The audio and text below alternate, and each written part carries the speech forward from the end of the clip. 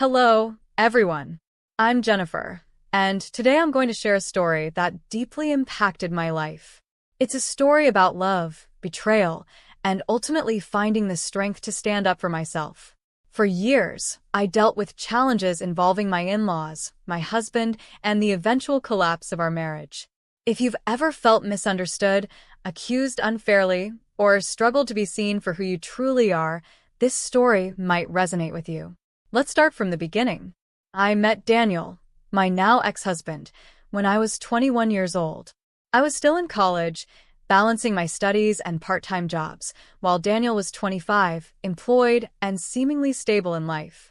We met on a dating app, and despite the age difference, we connected quickly. For me, age was never a big deal. I believed that love transcends things like age or appearance. But for Daniel, our 4-year age gap was a constant point of insecurity. Daniel would often ask me, "Why are you with me? Why not someone your own age?" I always told him the same thing.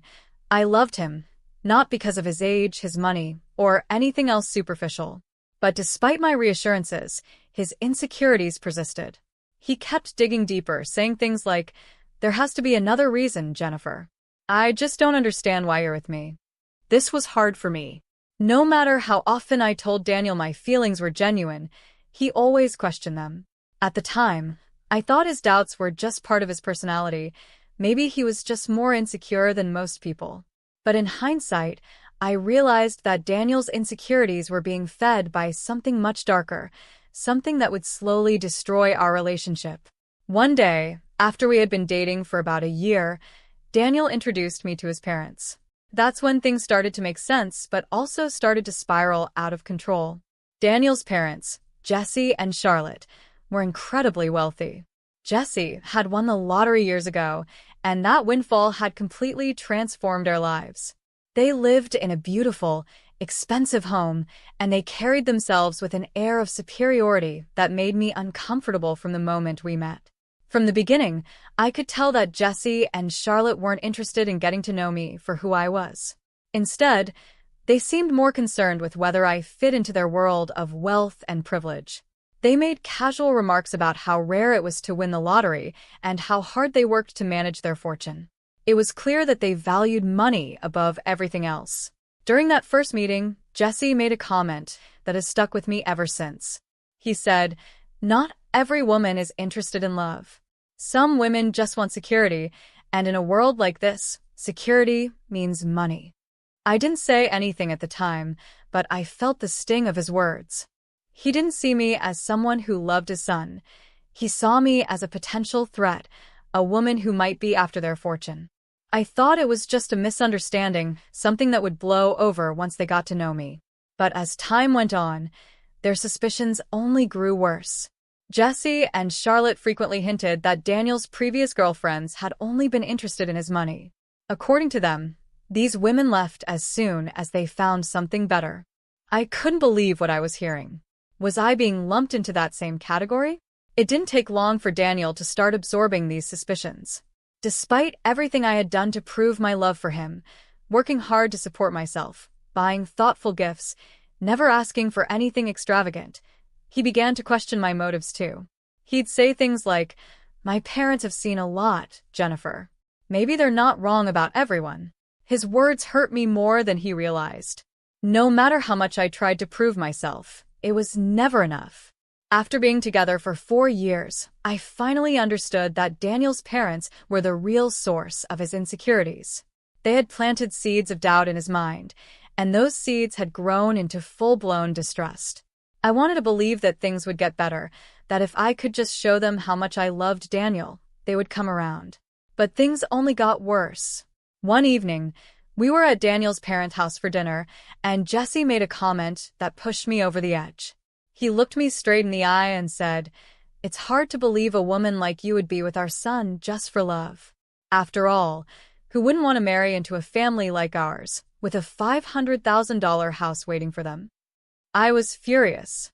I had been nothing but kind and respectful to them, and yet they saw me as nothing more than a gold digger.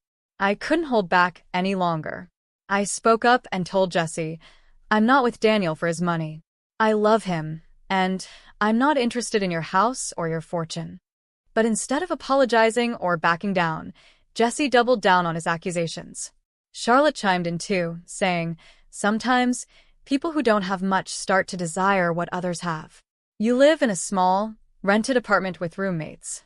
It's only natural that you'd want more." What hurt the most wasn't their words, though. It was Daniel's silence. He sat there listening to his parents insult me and said nothing. He didn't defend me or our relationship. That night, on the way home, I confronted him. "Why didn't you stand up for me, Daniel? Your parents were completely out of line," I said, my voice shaking with frustration. Daniel just sighed and replied, "What did you expect me to say, Jennifer? My parents aren't always wrong. Some of the women I've been with were after my family's money. How can I be sure you're not the same?" I was stunned. After years of being together, he still didn't trust me. Despite everything we had shared, he couldn't let go of the idea that I might be using him. It was then that I realized something fundamental was broken in our relationship. Daniel didn't trust me, and without trust, there was no foundation for our future together. Even after we got engaged, things didn't improve. We shared the wedding costs equally, and I had a decent job by then, but Daniel's insecurities were always there, lingering in the background. His parents' influence over him never wavered, and every time he visited them, he returned more distant, more suspicious of me. It was like a never-ending cycle of doubt that I couldn't break. 5 years into our marriage, I felt like I was losing myself. I was constantly defending my character, constantly trying to prove that I wasn't after Daniel's money or his family's house. The emotional exhaustion was unbearable. I even suggested therapy, hoping that a professional could help Daniel see how damaging his doubts were to our relationship. But he refused. He insisted that he didn't need therapy, that the problem wasn't him. It was me. The final straw came on Daniel's birthday. I had saved up for months to buy him a watch he had admired for a long time. I wanted to make his day special, to remind him how much I cared. But instead of enjoying the moment, Daniel suggested we show the watch to his parents. I hesitated, knowing exactly how the evening would unfold. But I went along with it, hoping foolishly that maybe this time, things would be different. When we arrived at his parents' house, Daniel proudly showed them the watch, beaming with excitement. "Look at what Jennifer got me. Isn't it amazing?" But instead of being happy for him, Charlotte responded with a dry, "Oh, it seems she does love you after all." We were worried there for a while. I felt my heart sink. Then Jesse added, "Don't be fooled, Daniel. She's still a gold digger. She's just playing the long game." At that moment, I knew I had reached my limit. I looked at Daniel, expecting, hoping, that this time he would stand up for me. But once again, he stayed silent. His silence was deafening, and I realized that I was completely alone in this fight. No matter how hard I tried, I would never be able to convince him or his parents of my sincerity. When we got home that night, I made a decision. I was done. I couldn't keep living like this, constantly defending myself against baseless accusations. The next morning, I contacted a lawyer and started the divorce process. I moved into a separate room in our house and began quietly planning my exit. Daniel didn't even notice how distant I had become. He thought I was just cooling off after the latest round of insults from his parents. A week later, the divorce papers were ready. I hadn't told Daniel yet, but I knew I couldn't keep living in this limbo.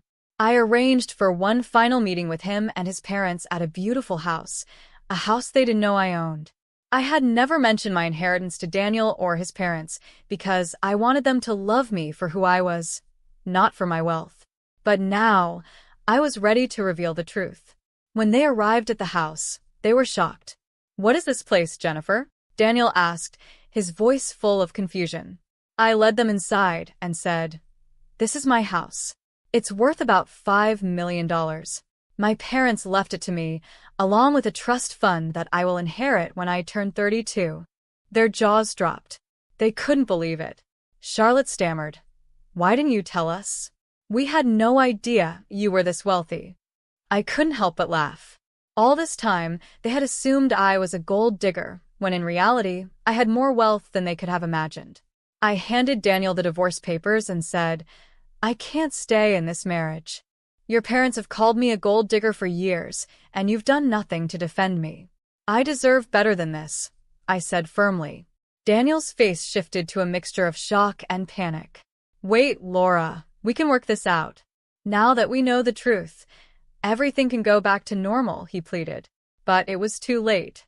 Their apologies were empty, and the damage was already done. I had spent years fighting for a relationship where I was never fully accepted or trusted. Now, it was time to walk away.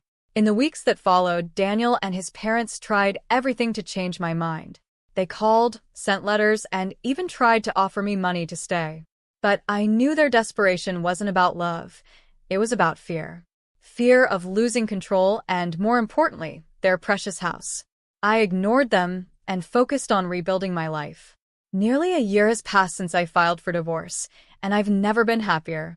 I moved into my own place, started therapy, and found a job that I love. I've gone on a few dates, but for now, I'm focused on myself and my own happiness. As for Daniel and his family, I've heard through the grapevine that they're struggling financially. The legal fees from the divorce are piling up, and they're even considering selling their house to cover the costs.